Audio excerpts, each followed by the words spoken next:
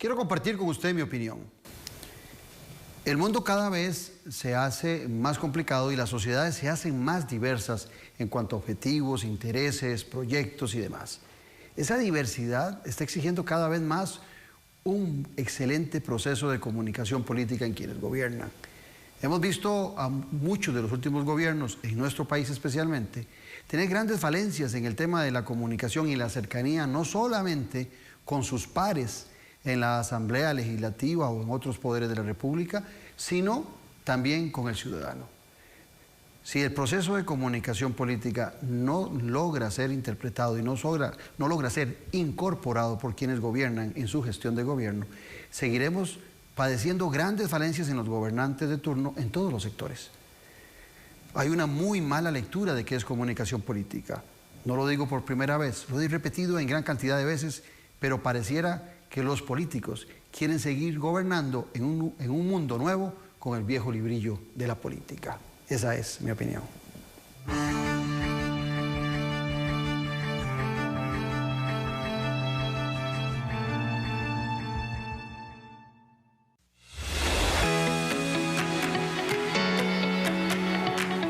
Le interrumpo para desearle un feliz año 2021. Sin embargo, no podemos olvidar lo que vivimos en el 2020, que podría ser un año que algunos desean olvidar o otros quisiéramos que sea para meditar. Meditar en cómo estaba nuestro país y nuestra sociedad cuando llegó la famosa pandemia del COVID-19. Nuestro país demostró que no estaba preparado y que las desigualdades de ese modelo de desarrollo que se acentuó del año 80 del siglo pasado en adelante no ha sido el modelo que requiere. Costa Rica requiere un modelo de desarrollo que premie el valor social, que premie al bien común, al bien de todos, en aras de que nuestra sociedad y nuestras familias disfruten de las mejores condiciones para su vida y para su desarrollo. Tenemos en el 2021 la obligación de luchar todos en cada uno de nuestros espacios contra la desigualdad. Y eso solo se logra generando esperanzas de que podemos vivir mejor y que el país puede ser un país mucho mejor de lo que hoy tenemos.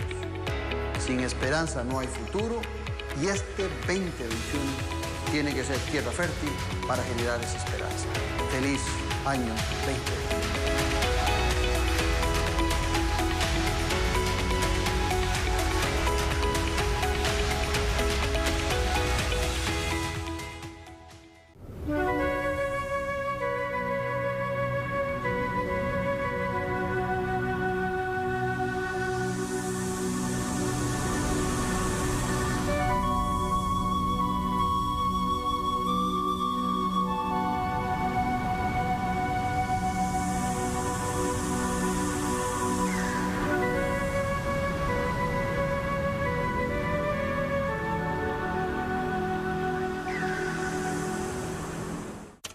Con los temas de la política, sociedad y economía de Costa Rica y el mundo. Café y Palabras. Lo que hay que escuchar del acontecer nacional con el politólogo Claudio Alpizar Otoya.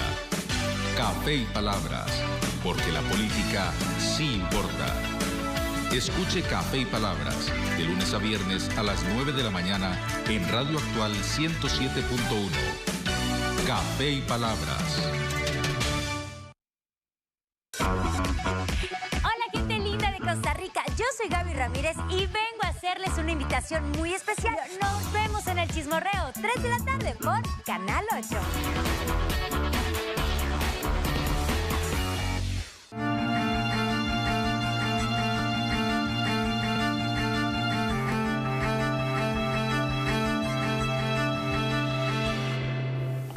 La comunicación política es determinante. En una era de comunicación extraña, sorprende que los gobiernos aún no tengan las habilidades requeridas en el tema de comunicación. Y la comunicación política va mucho más allá de la mera información. Para hablar de comunicación política y tener como ejemplo lo que ha pasado en la actual administración, hemos invitado a una profesional. Tenemos con nosotros a Fanny Ramírez Esquivel, quien es analista y estratega consultora internacional en comunicación política, social e institucional.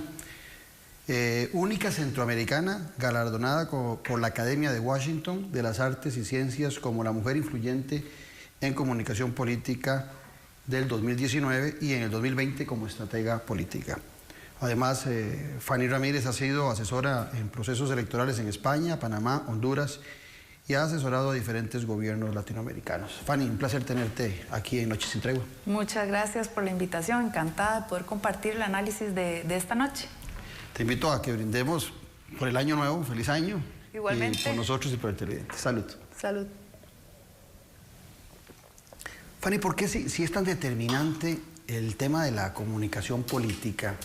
¿Por qué si la comunicación política es un instrumento esencial en gobierno? ¿Por qué tantas falencias con tantos conocedores y expertos al respecto? Bueno, en el caso nacional no es algo fortuito, ¿verdad? Hay toda una trayectoria y todo un proceso en el que realmente se ha acostumbrado a hacer las cosas muy empíricamente. Todavía estamos en pañales en temas de comunicación política en el país. Y esto hace que, por ejemplo, el Ministerio de Comunicación, muchas veces sin cartera, o incluso es el último que anuncian o que ven cuál es la persona, es algo que, de cierta manera, el hecho de que todos nos comuniquemos hace que a veces sienta que no se necesita un profesional con la capacidad y con la trayectoria y con la experiencia como para asesorar a un político. Además, también tenemos que entender como todo este tema de cómo se llega al poder, ¿verdad? Cómo hay ya un carisma que se tiene, que se va cultivando, y de alguna manera todo el proceso electoral hace que, y toda la euforia de lo que es el proceso electoral, que es muy diferente a la comunicación que se hace gubernamental, hace que se sientan empoderados y que crean que pueden seguir gestionando la comunicación gubernamental. Se toman confianza. Y es completamente diferentes las dinámicas, ¿verdad? Entonces ahí vemos, empezamos a ver esas falencias. Incluso me acuerdo en el gobierno de Luis Guillermo, donde se quitó el Ministerio de Comunicación al inicio del gobierno, ¿verdad? Entonces hay una completa... Yo diría que no se sabe a lo que se va, y por lo tanto esa gestión de la comunicación política y el impacto que tiene en la misma gestión pública no lo tienen tan claro la mayoría. Y esto es una de las problemáticas que se han tenido en los últimos gobiernos. No digo solo en estos últimos dos, sino viene de atrás. Recordemos, por ejemplo, con Laura Chinchilla, que fue un gobierno que se hicieron cosas realmente positivas, pero nunca se comunicaron, ¿verdad? Entonces fue una gran falencia que hubo en ese sentido. Partiendo del comentario que nos haces, uno partiría de que todo aquel que pretenda involucrarse en política, que tenga características de liderazgo y que le asignen alguna cartera en un ministerio o en otra institución pública o inclusive privada, debería tener un vasto conocimiento y haberse preparado para asumir esa posición. Te lo digo porque decías vos bien ahora que en muchas ocasiones se piensa que el ministro de Comunicación puede cubrir todo un gabinete, donde la Ley General de Administración Pública dice que son 17 ministros, pero que a veces tenemos hasta 25, como decías vos, sin cartera. Y es imposible que un ministro de Comunicación pueda saber qué pasa en todo el gabinete. Y las grandes consecuencias es la contradicción que encontramos entre lo que dice en un propio gabinete o lo que comunica el ministro de Comunicación o el ministro del ramo respectivo. Bueno, ahí vemos varias cosas. Por supuesto que lo ideal sería que las personas que ocuparan esos puestos tuvieran cierta noción de lo que es la comunicación política para poder asesorarse con las personas idóneas, pero también para poder identificar cuándo es una ruta adecuada y cuándo no. Mi mamá siempre dice que para uno poder mandar hay que saber hacer las cosas, ¿verdad? Y en cierta manera tiene razón en cuanto a cómo sabemos si nos están asesorando bien o mal, o cómo sabemos si estamos llamando a las personas idóneas. Por lo menos en el tema de imagen, por lo menos en el tema de oratoria, de discurso, en el tema de cómo relacionarse con los diferentes medios de comunicación, yo diría que deberían de tener una noción general. Por supuesto, no es en lo que se van a enfocar, pero sí una noción general de qué se trata eso y cuál es la complejidad y por qué necesitamos tener una persona que los apoye en esas áreas. Y bueno, claramente el papel del Ministerio de Comunicación viene siendo esa mano derecha debería ser esa mano derecha del presidente y del comité de gobierno, por supuesto, que marca la estrategia de cómo nos vamos a dirigir a la ciudadanía, cómo hacemos para que ese vínculo que hemos creado después de un proceso electoral, y no siempre el mejor, vaya consolidándose para poder generar mayor legitimidad en la toma de decisiones. Y esto ya, aquí ya es donde vamos entrando en materia y donde vamos viendo la importancia de la comunicación. Y podemos verlo con un ejemplo claro en el caso de esta última administración, que todos lo tenemos mucho más reciente, cómo llega Carlos Alvarado con un poder bastante desgastado, porque no alcanza, bueno, recordemos que en la primera ronda queda en segundo lugar, en la segunda ronda, pues obviamente donde limitan cuáles son las dos posibilidades, pues obtiene el gane, pero estamos hablando que aproximadamente más del 70% de la población no quería que fuera presidente. Entonces, claramente hay una necesidad de poder construir esa confianza, construir esa legitimidad para poder para que las decisiones que se tomen sean respaldadas por esa ciudadanía y haya esa confianza a la hora de gobernar, cosa que no pasa en otros países centroamericanos. Y caso concreto, el caso Bukele, que podemos estar a favor o en contra de su estilo y de su ideología y la manera de gobernar, pero una cosa es eso y otra cosa es cómo lo comunica y cómo maneja y cómo mantiene ese vínculo con la ciudadanía, que es tan importante.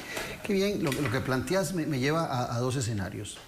El primero: existe un consejo de gobierno donde los ministros todas las semanas se tienen que ver, en el caso particular de Costa Rica, donde coordinan y donde debería haber una comunicación o una intercomunicación de lo que se está haciendo en cada una de las carteras, y donde el ministro de Comunicación, esa figura que se supone aglomera, debería tener información.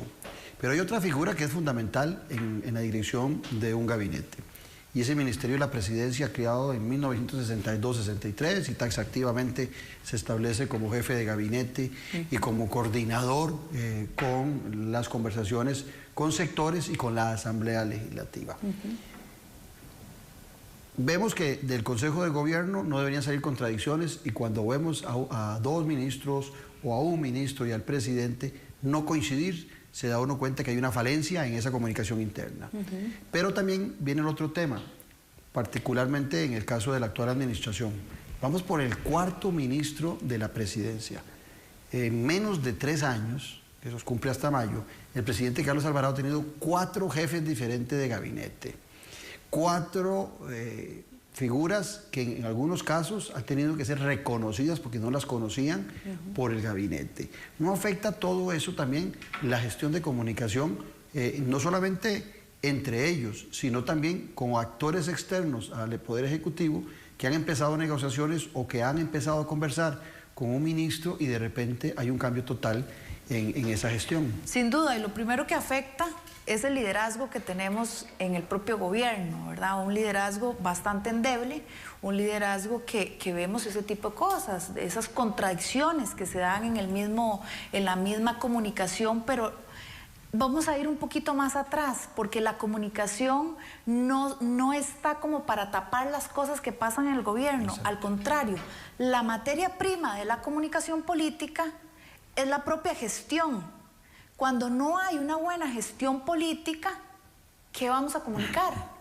Y ahí es donde se dan todas esas contradicciones, y ahí es donde lamentablemente, porque la verdad que se erosiona el gobierno por sí mismo, y además afecta toda esa relación con los diferentes sectores y afecta esa relación con la oposición, entre comillas, porque claramente la oposición ha estado muy dormida durante este año y medio, y bueno, ya obviamente va a empezar a despertar porque viene el proceso electoral y es lo que esperaríamos, pero incluso temas como el control político han estado ahí muy dormidos, ¿verdad? ¿Y qué es lo que pasa con esto? Que es una ventaja para el Poder Ejecutivo, de alguna manera. Cuando se tiene clara una visión, cuando se tiene claro un proyecto político. No, me refiero que a esa oposición tan dormida es un beneficio para quien gobierna, pero si estuviera una oposición muy despierta, el actual gobierno, con tantas falencias en comunicación, el escenario sería mucho peor de lo que estamos viendo. Claro, pero eso puede ser una oportunidad para el Poder Ejecutivo. Exacto. Si tuviera clara una ruta.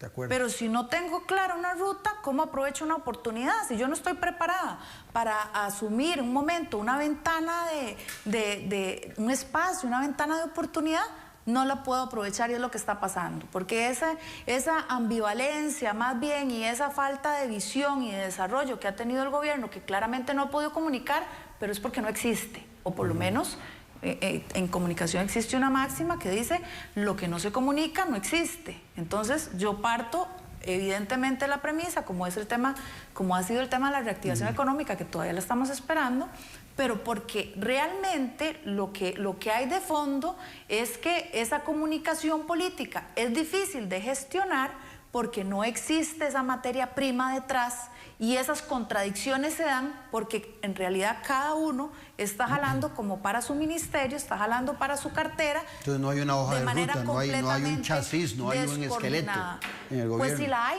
yo al menos no la conozco, y creo que el gobierno no se ha dado la oportunidad y no se ha dado a la tarea de poderla comunicar, y no ha sido eficiente en eso, y por lo tanto los resultados los tenemos en la opinión pública, ¿verdad? Esa apatía y ese reclamo latente que le hace la ciudadanía al gobierno al decir: perdón, pero cada día tiene menos respaldo, a pesar de que no aprovechó un momento de efervescencia que pudo ser muy significativo para el Poder Ejecutivo.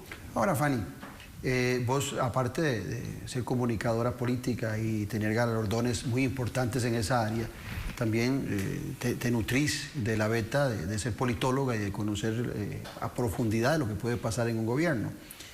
En el actual gobierno podríamos estar pensando en que no hay claridad en quién es el que tiene la batuta de la comunicación. A pesar de que el presidente de la República es periodista y hace algunos días nos dijo que era solo periodista, pareciera que no es su fortaleza, o por lo menos que ha descuidado esa área. Cuando vamos al Ministerio de la Presidencia, ya lo hablábamos, 4 ministros diferentes, pero le entra a uno una duda profunda, si realmente quien ha llegado al Ministerio de la Presidencia es quien preside el gabinete, o si hay otras figuras, porque uno podría estar pensando en actores que parece que son muy importantes en la influencia del presidente, como es André Garnier, un ministro sin cartera, o como puede ser una figura muy solapada, como Camilo Saldarriaga, pero que tengo información de 2 ministros que renunciaron, que hablaban claramente de cómo los visitaba con frecuencia y les decía: yo vengo en nombre del presidente de la República. Y en ambos casos, uno de esos casos en Cancillería, el otro caso en Hacienda, le comunicaron: mire, no, yo soy ministro, yo tengo comunicación directa con el presidente, no ocupo intermediarios. ¿Cuál es tu opinión en relación a eso? Que no solo a estos 2 ministros lo deben padecer, deben haber otros padeciendo esa influencia de una figura que no está en el entramado institucional, que puede ser asesor del presidente, pero que asume una posición que le debería corresponder al ministro de la Presidencia. Yo creo que el tema de los liderazgos fuertes se necesitan sobre todo en contextos como el que estamos viviendo en el país. Un contexto en el que los retos cada vez son mayores, pero además la necesidad de negociación también es mayor. Y ahí es donde vemos la importancia de nuevo de todo esto de la comunicación política, y cómo hay otros actores que también entran en el juego porque hay vacíos de liderazgo. En política no hay sillas vacías, eso lo sabemos. Cuando hay una silla, rapidito es ocupada por otros. Tampoco hay... Pasa la de aquel jueguillo que hacíamos cuando estaban chiquillos, se quitaban una silla y caían 20 en la silla. Exactamente, se está esperando una silla para poder ser ocupada por otros actores. Bueno, esto es evidente que se está dando en el gobierno porque al no tener, y lo hemos visto latente, ¿verdad? Ahorita con las negociaciones, con el famoso diálogo, que yo creo que una de las cosas que más daño le ha hecho es la prostitución de la palabra, el diálogo, ¿verdad? Y cómo la metodología y demás, yo siento que fue una burla para muchos sectores.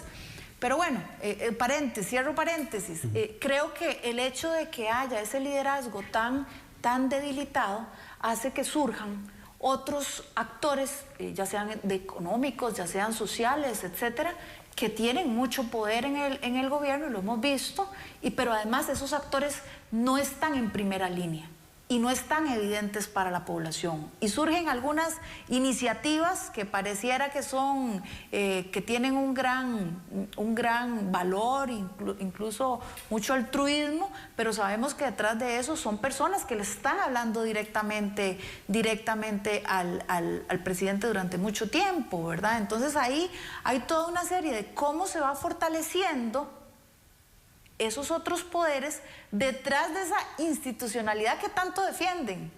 Y ojo, porque esto es un tema meramente de discurso, ¿verdad? Cuando me agarro del tema de la institucionalidad y cuando me conviene que esa institucionalidad esté dormida para abrirle la puerta a otros actores.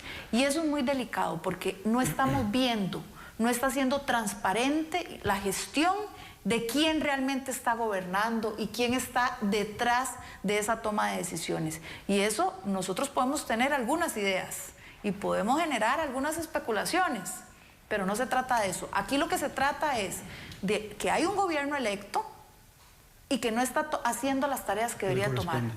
¿Y por qué? Hay varios elementos ahí que podemos desgranar. El tema de la capacidad es importante. Si realmente el Partido Acción Ciudadana nos puso en las elecciones pasadas un candidato que tenía la capacidad para gobernar y enfrentar los retos que íbamos a tener durante este proceso, y lo digo ahora adrede, en un proceso en que los partidos políticos tienen que empezar a ver quién nos van a poner en esa terna electoral. Eso por un lado, la capacidad. Por otro lado, la responsabilidad del mismo candidato. Si tiene la posibilidad de liderar un proyecto, ¿cuál es su equipo? Pero ahí te me adelantaste por un segundo, la palabra equipo. ¿Cómo liderar un equipo que no se tuvo? O sea, ¿cómo liderar algo que no lo planifiqué antes de asumir el gobierno? Porque me imaginé que no se iba a dar, porque se fue irresponsable, porque fue suerte que llegara a ser presidente de la República, por lo que sea. Pero no se pensó en equipos, y de repente, ya con la estafeta de presidente de la República, hacer equipos, inclusive en el Partido Acción Ciudadana, un partido que ya tiene 20 años, tiene mayoría de edad, no ha logrado armar nunca, en sus 12 gestiones en el Ejecutivo, sus propios cuadros y sus propios equipos. Tiene que condimentarlos con gente de otros partidos que obedecen a otros liderazgos muy fuertes de otros partidos y no necesariamente el presidente de la República. ¿No complica todavía eso más el panorama? Bueno, desde el punto de vista de comunicación política, la justificante de todo esto fue el gobierno de unidad nacional, que es el famoso mito o la sombrilla que envuelve lo que va a ser una gestión. No duró ni un mes.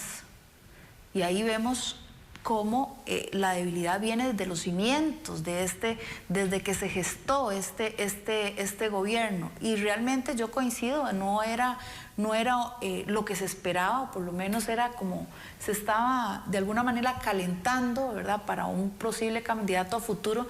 Y yo creo que sí, asumió un rol en el que él nos ha demostrado que no ha estado preparado para asumir no solamente el liderazgo, la batuta, la toma de decisiones, sino que además ha dejado un gran vacío en muchos casos, ¿verdad?, con las necesidades y demandas de la ciudadanía. Y esa factura, lo más peligroso es que esa factura se cobra al sistema en general, ¿verdad? A ese respaldo y a esa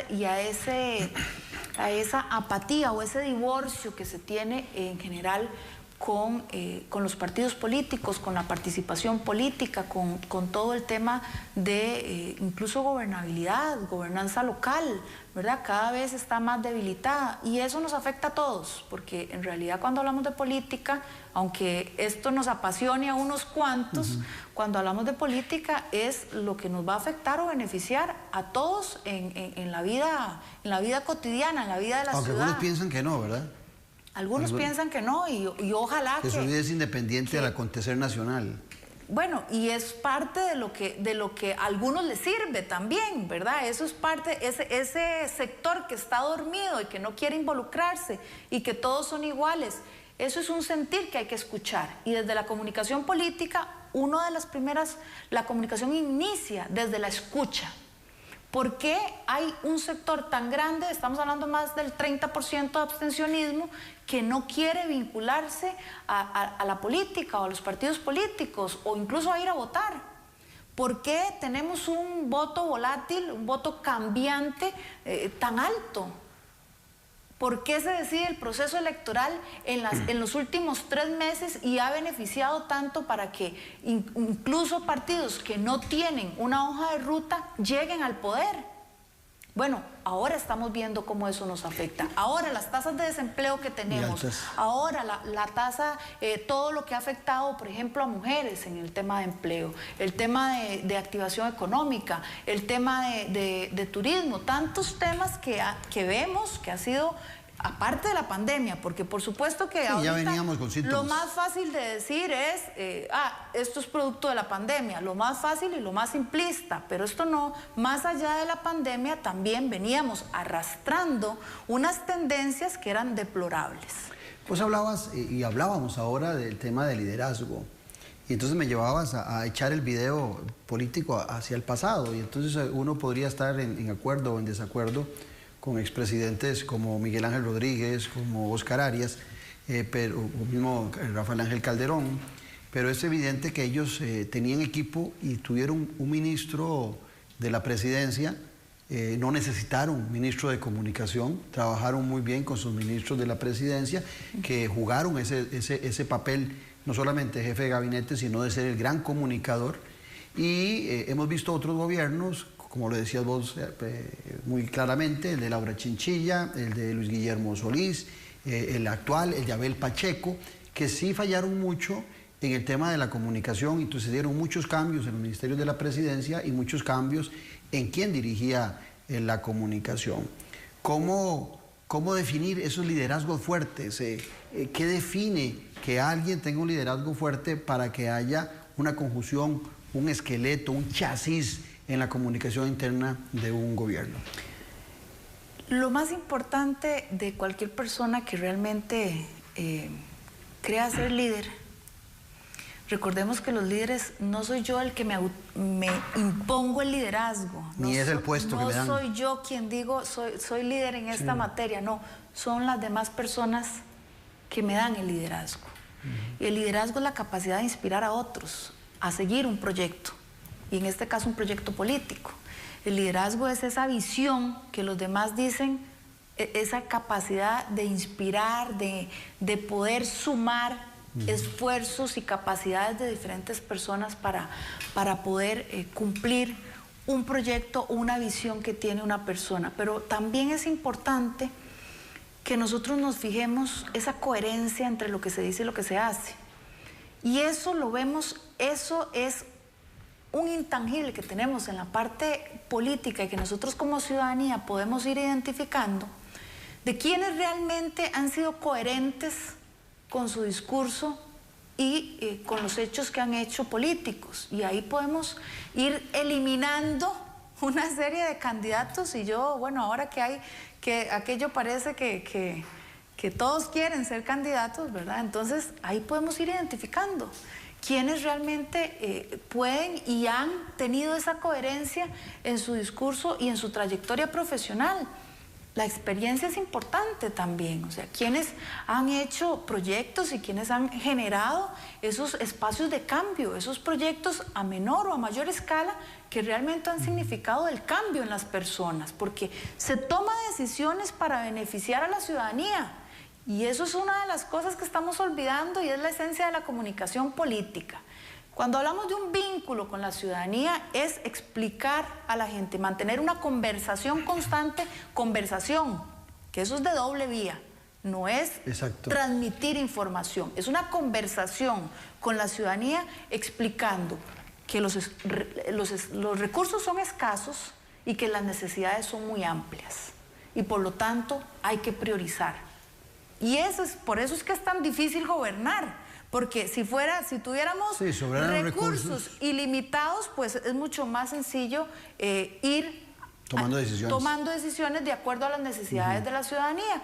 Pero los recursos son limitados, las necesidades son muy amplias y hay que priorizar. ¿Priorizar de acuerdo a qué? A una visión de proyecto país, que es lo que necesitamos, y esa ruta, esa hoja de ruta, que es la que muchas veces no existe. Y entonces aquello parece que estamos en un baile, nosotros en un ritmo y la música en otro, bailando reggaetón y otros vals. Exactamente. Entonces, ese tipo de cosas a nosotros, o por lo menos a mí, me llevan a reflexionar esa coherencia que debe existir entre lo que un líder está diciendo y lo que ese líder está ejecutando.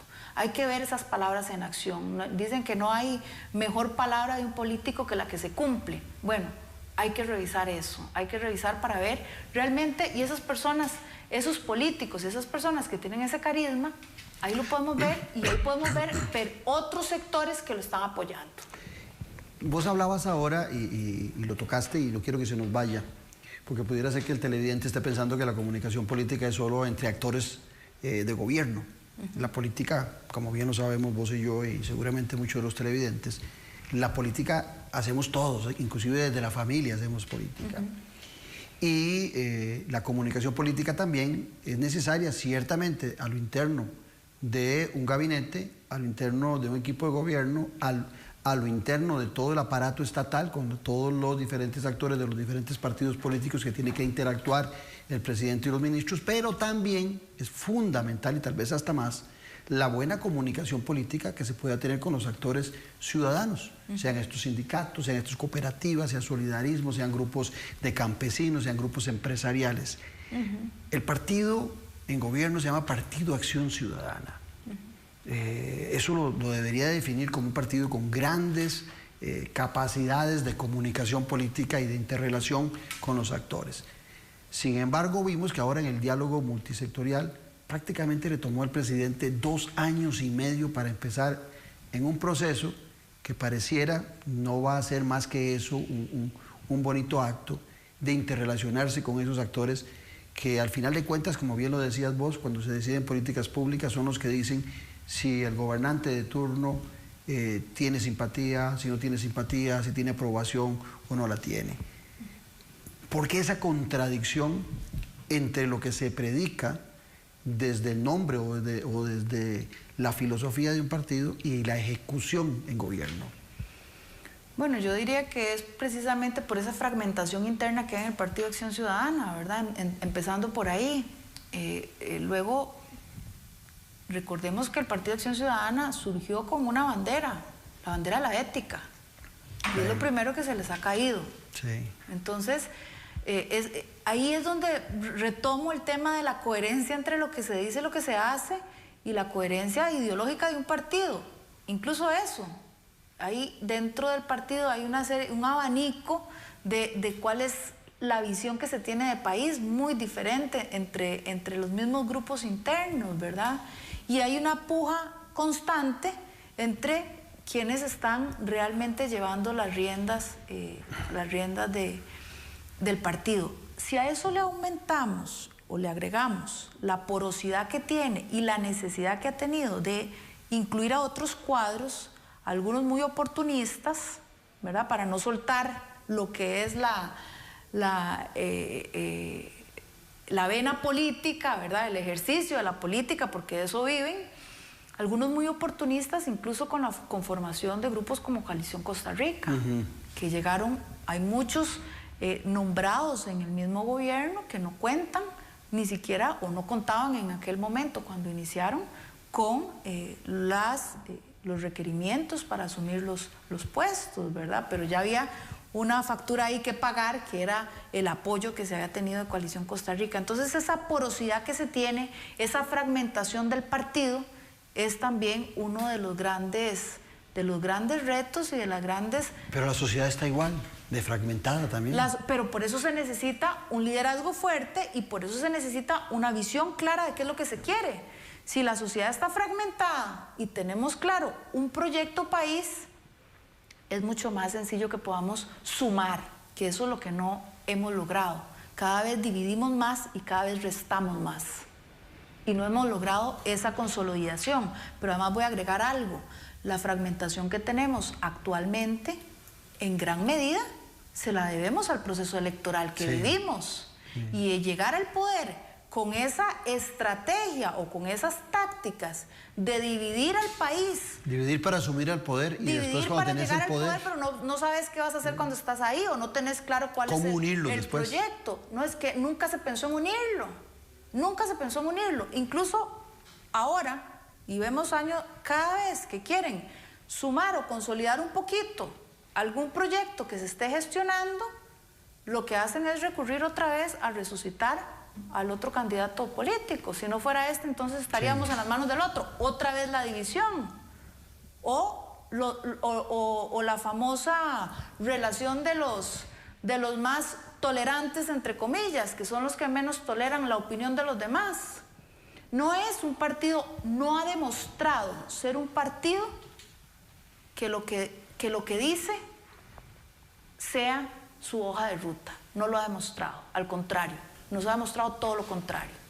Una cosa es su discurso político y su retórica, yo le llamo retórica barata, porque en realidad una buena retórica es aquella que está bien cimentada. Pero donde no tenemos, se quedan en palabras vacías. Son palabras completamente vacías que le hacen mucho daño a la relación gastadas, decía don de Pepe, la ciudadanía con la política. Y eso sí que es un daño, porque si algo realmente puede erosionar la democracia, no es los procesos políticos, son los gobiernos de turno que hacen una mala gestión de esos 4 años en los que la ciudadanía le da el poder para poderlos representar.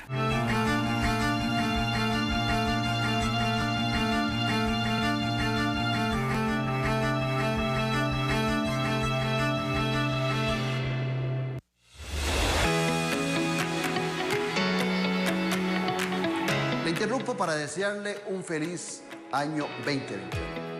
Sin embargo, no podemos olvidar lo que vivimos en el 2020, que podría ser un año que algunos desean olvidar o otros quisiéramos que sea para meditar. Meditar en cómo estaba nuestro país y nuestra sociedad cuando llegó la famosa pandemia del COVID-19. Nuestro país demostró que no estaba preparado y que las desigualdades de ese modelo de desarrollo que se acentuó del año 80 del siglo pasado en adelante, no ha sido el modelo que requiere. Costa Rica requiere un modelo de desarrollo que premie el valor social, que premie al bien común, al bien de todos, en aras de que nuestra sociedad y nuestras familias disfruten de las mejores condiciones para su vida y para su desarrollo.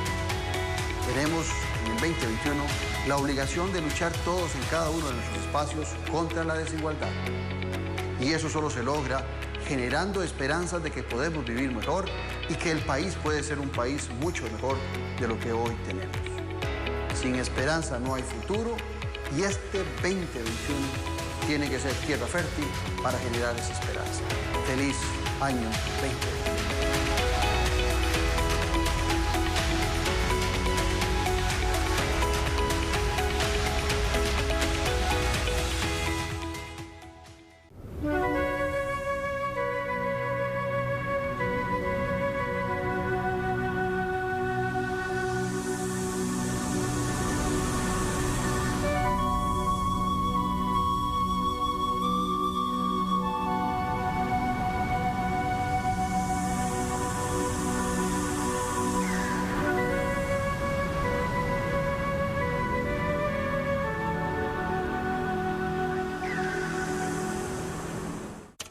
Con los temas de la política, sociedad y economía de Costa Rica y el mundo.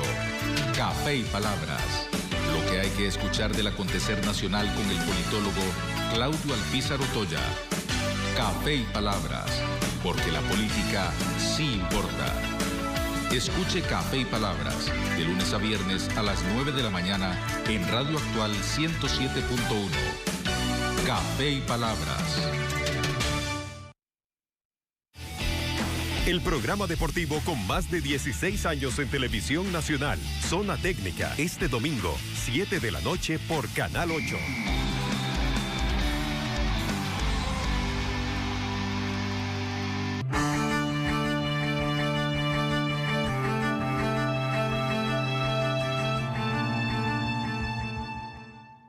Utilizando esa palabra erosión, este gobierno entra a este año 2021 erosionado y con una sociedad también erosionada.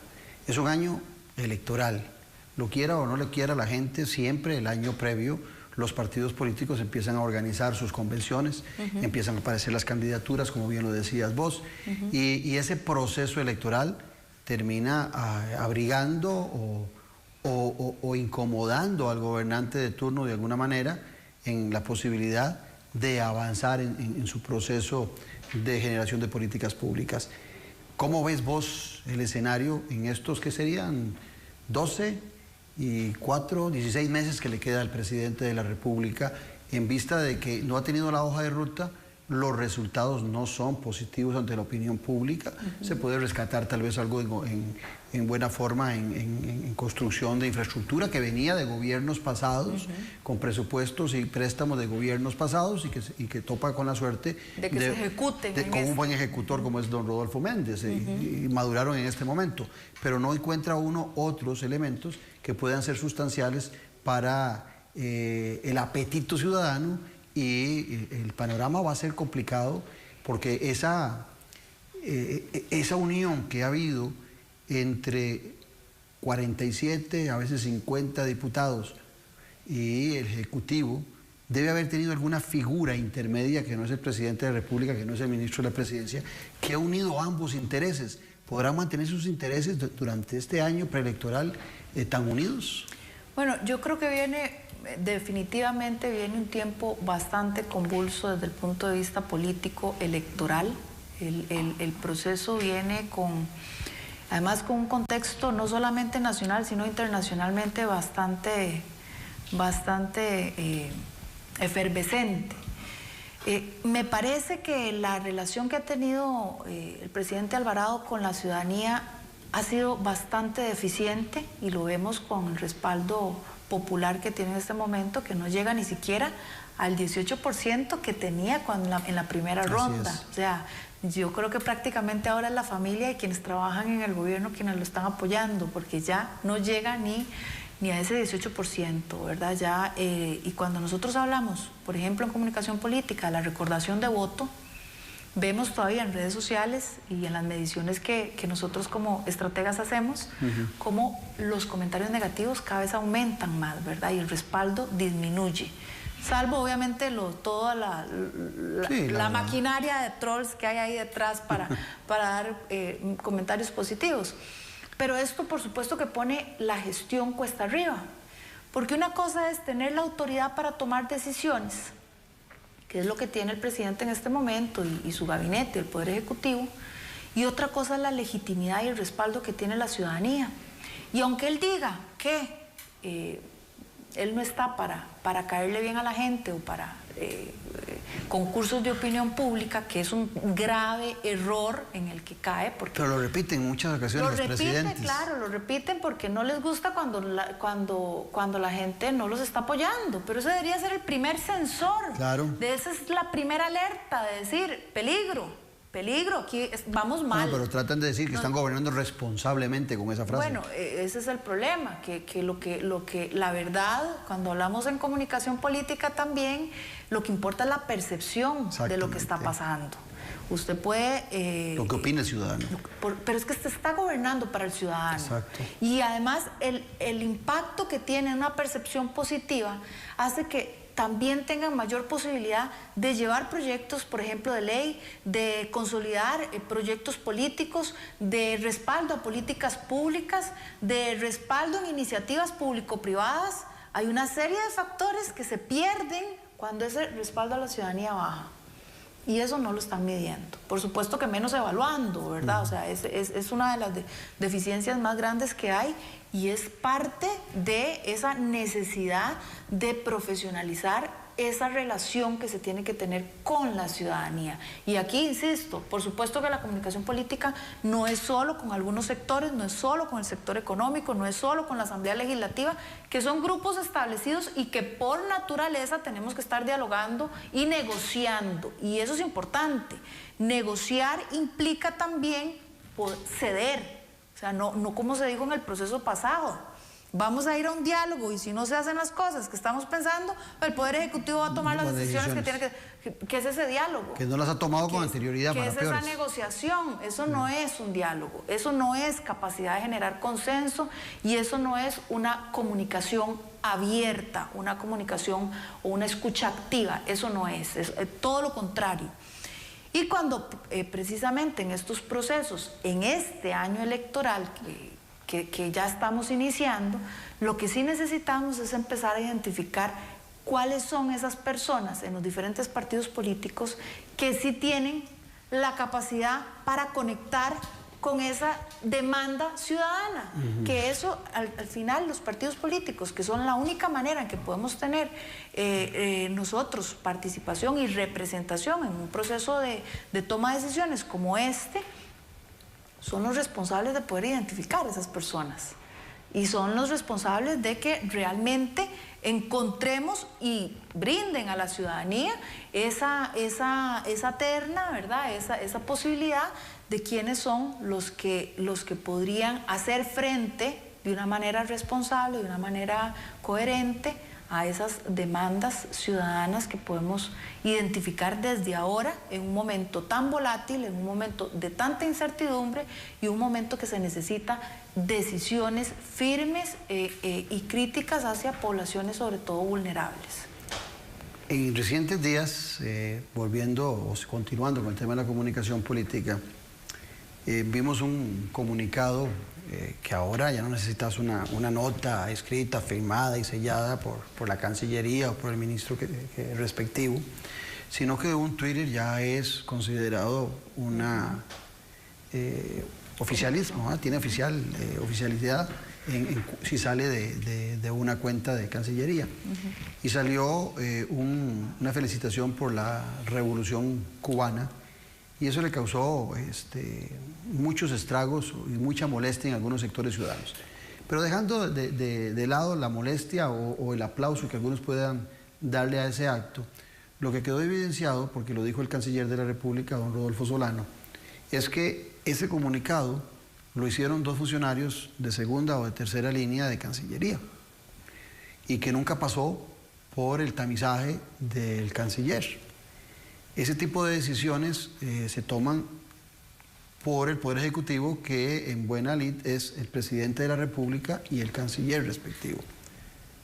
¿Cómo interpretás vos esa debilidad y esa poca determinación de si es que hubiese castigo, de castigar a los que irrumpieron o sacaron un comunicado sin autorización del ministro, sin autorización del presidente de la República, y que tal vez no es este caso particular, pero un comunicado en relaciones internacionales nos puede llevar a un gran conflicto con otra nación si sale en forma oficial y mucho peor si sale de funcionarios de segunda o tercera línea?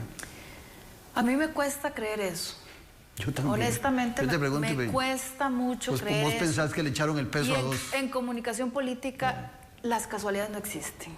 Y estos errores son muy grandes como para que un funcionario de una dirección de protocolo se tome una atribución de esas sin hacer una consulta. A mí me cuesta mucho. Y dos funcionarios con experiencia son, ¿verdad? Que tienen años de estar en la Cancillería.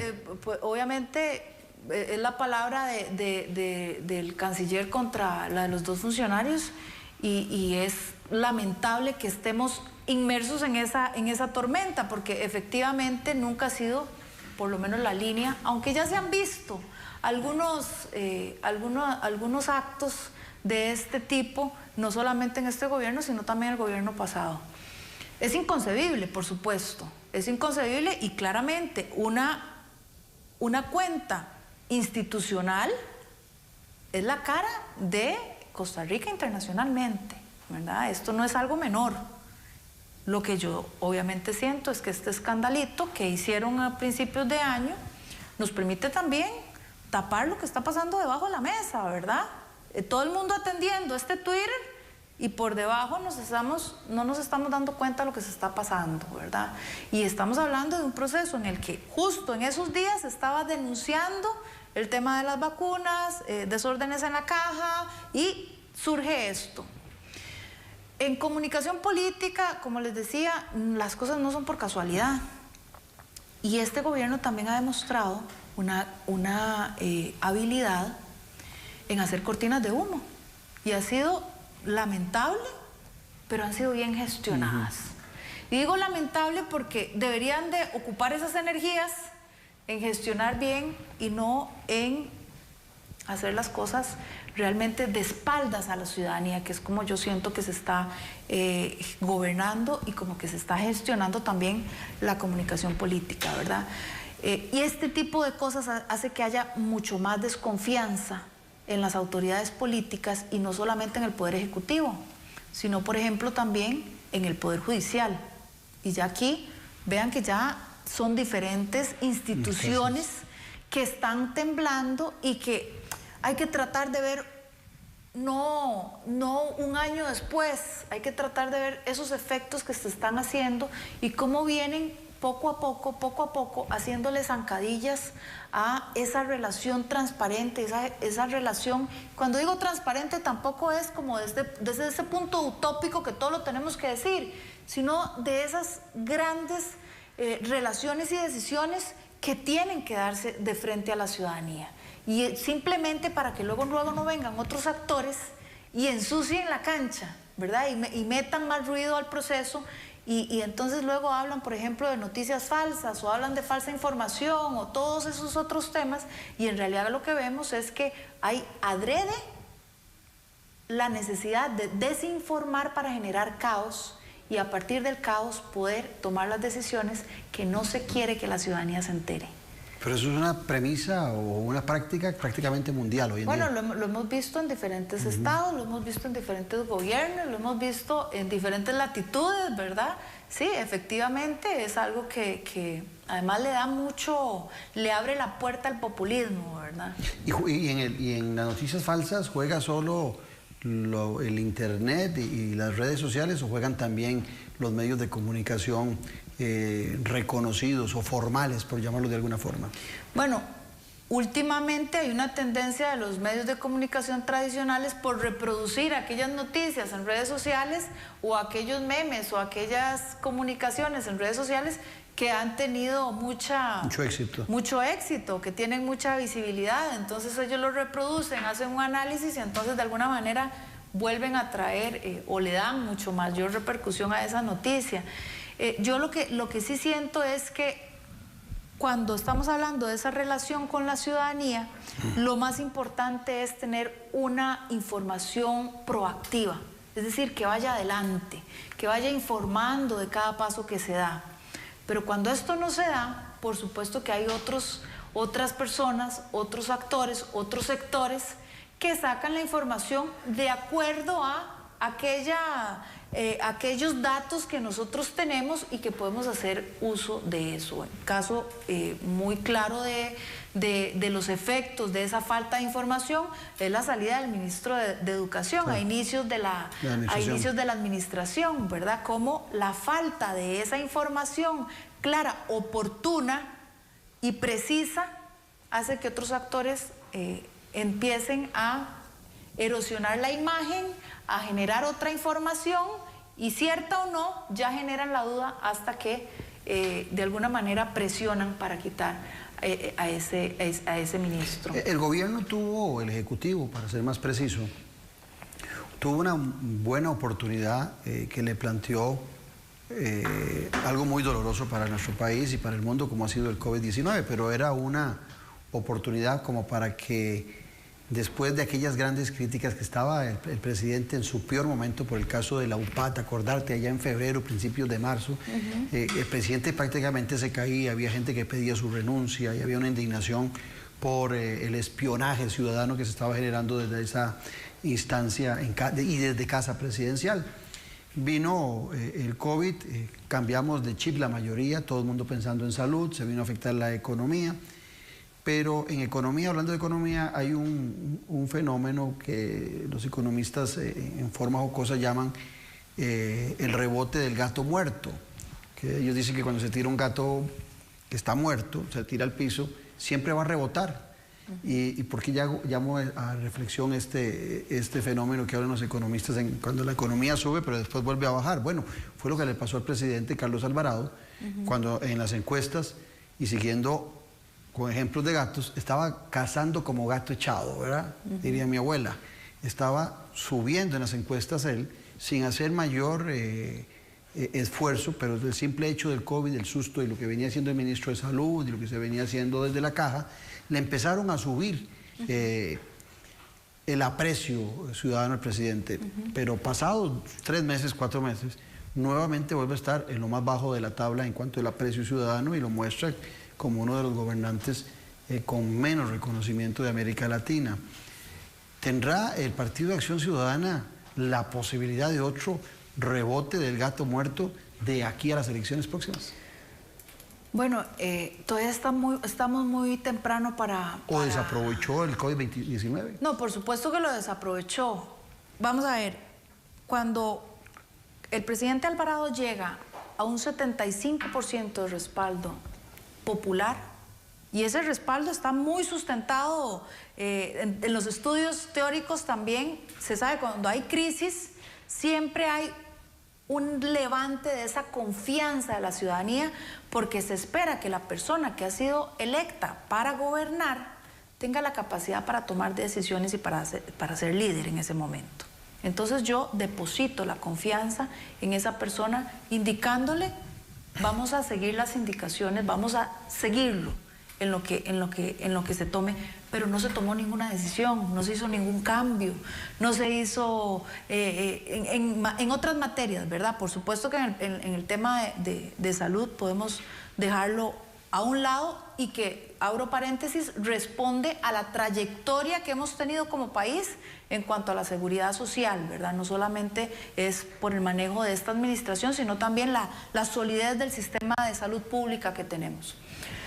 Pero al tener ese momento efervescente, era la oportunidad para realmente hacer algunos movimientos incluso dentro del gabinete y poder retomar un proyecto en el que claramente no había podido tener esa batuta. En el proceso electoral tenemos que decir que todavía estamos tiernos. Estamos muy tiernos, ni siquiera tenemos claro cuáles van a ser los candidatos de los diferentes partidos. Ya se oye quiénes podrían ir liderando esas listas, pero ni siquiera sabemos eso. Venimos en un contexto que todavía se está moviendo mucho, con una problemática muy seria en empleo, en situación económica, donde hay muchas familias que la están pasando muy mal, pero donde sorprendentemente el tercer problema que la gente identifica es la gestión de gobierno. En eso, nos queda un minuto de programa y te lo quiero ceder. Has hablado mucho de liderazgo fuerte, de la necesidad. ¿Es muy débil el liderazgo de don Carlos Alvarado? Claro que sí, es muy débil. Lo hemos visto durante todo este año y medio. Ha sido latente, ha sido contundente esa falta de liderazgo y por eso han surgido tantas presiones desde los diferentes sectores y ninguno de los otros sectores afloja. Vemos el sector sindical, vemos un sector empresarial muy fuerte y hay una puja muy fuerte en los diferentes sectores y un presidente que está de alguna manera, entre la espada y la pared. Quedando cada vez más solo. Y cada vez más con sus allegados, no tan solo, cada vez más con sus amigos íntimos y más allegados. Y por eso el ministro de el cambio en el Ministerio de la Presidencia. Sí, que hasta ahora va a tener una ministra de la Presidencia, digamos, en esta gestión, que es, como dijo él, soy el primer presidente que viene del estómago, del riñón, del PAC. Parece que la mujer, ahora ministra, la señora Dinarte, lo es igual que él.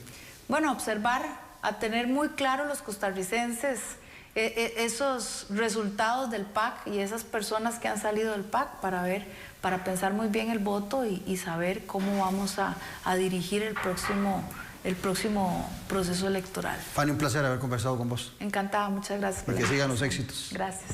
Muchas gracias a ustedes por habernos acompañado el día de hoy. Los esperamos el próximo domingo aquí en Noche Sin Tregua, donde usted siempre disfruta política con P mayúscula. Un abrazo.